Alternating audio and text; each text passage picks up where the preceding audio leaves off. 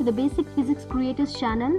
We are here to give a basic idea about the basic concepts of physics. The topic for the video is electricity. Sit back and enjoy our video. Every day we see many electrical and electronic gadgets around us and ever wonder how they work.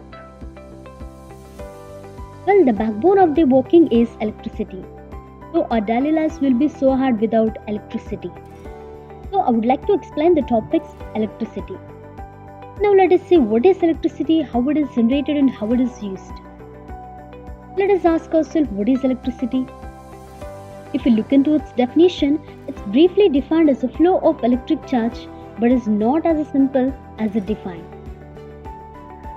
A question may arise about what are these charges, how they move, and how does an electric charge cause a mechanical motion or make things light up. To answer all these questions, we need to focus on the most basic thing, that is an atom. It is well known that the matter is made up of atoms and molecules, so it is said that the atoms are the building blocks of matter around us. But to understand the electricity, we need to dive into what are the constituents of an atom.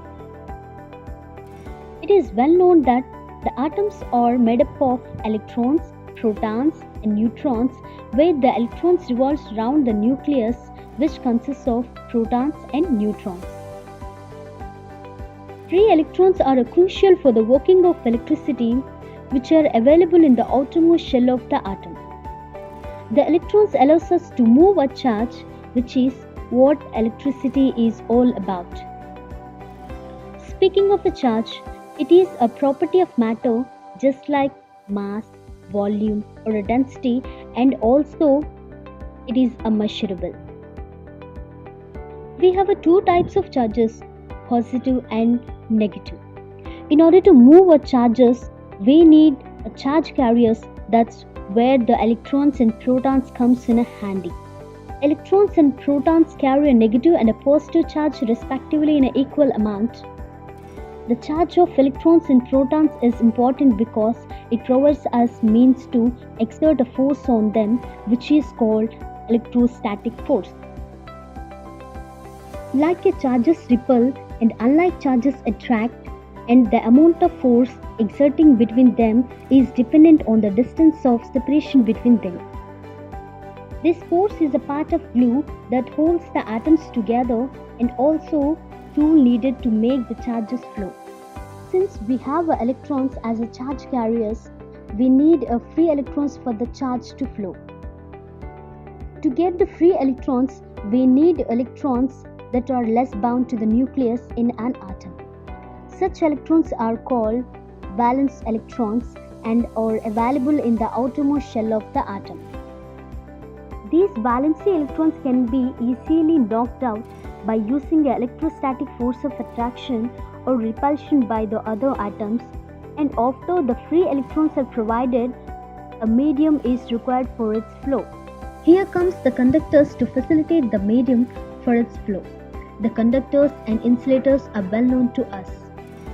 We have two types of electricity, static electricity and current electricity. Static electricity.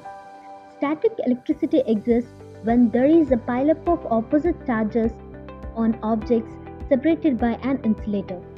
Electricity exists until the two groups of opposite charges can find a path between each other to balance the system out. When the charges mean to equalize, the static discharge occurs. When the attraction between these charges becomes so great that even they can flow through the insulators like air, glass, rubber, etc. The best example for this is lightning. The best example for the static electricity is the party balloons, which are charged by friction and stuck to the walls. Current electricity. These forms of electricity exist when the charges are able to flow constantly. Unlike the static electricity, current electricity is dynamic and charges are always on the move. For this flow, a circuit is needed which is a close supposed to be never ending, but practically the flow needs to be controlled to serve the purpose. When the charges are left alone, they interact with the nearby charges through their field. A field is a tool to model the physical interaction which do not involve any observable physical contact. Electric potential energy. When we harness the electricity to power our circuits and gadgets, we really transforming energy. Electronic circuits must be able to store energy and transfer it to other forms like heat, light, or motion. The stored energy of a circuit are called electric potential energy. A charge's electric potential energy describes how much the stored energy it had. When set into a motion by electrostatic force, that energy can become a kinetic and the charge can do a work. There is a small difference between the electric potential energy and the electric potential. The amount of electric potential energy divided by the amount of charge gives the electric potential, and it comes in a unit of volt. The sources of electricity. One of the main sources of electricity is the power plants. They may be hydro, thermal, or nuclear power plants. The other sources include the natural sources like wind, solar, geothermal, etc. Some of the artificial sources like batteries, generators, etc. All these sources of generate electricity, and batteries are used to store the electric potential energy to use it later for the domestic purposes. And the final one, how the electricity does work. When a circuit is made with a battery, bulb and switch, as soon as the switch is closed, the current starts to flow in the circuit and the bulb glows. But how? As these electrons are possessing a potential energy, their movement transports the energy to the bulb, and the bulb converts the electrical energy to the light energy. So suppose instead of bulb, if we connect a motor, these electrons transfer energy to the conductor inside the motor that makes it to rotate because of the magnetic field produced by the current flow through the conductor. Coming to our human body, the brain sends the electrical signals to all our body parts through our nervous system and makes us do our work.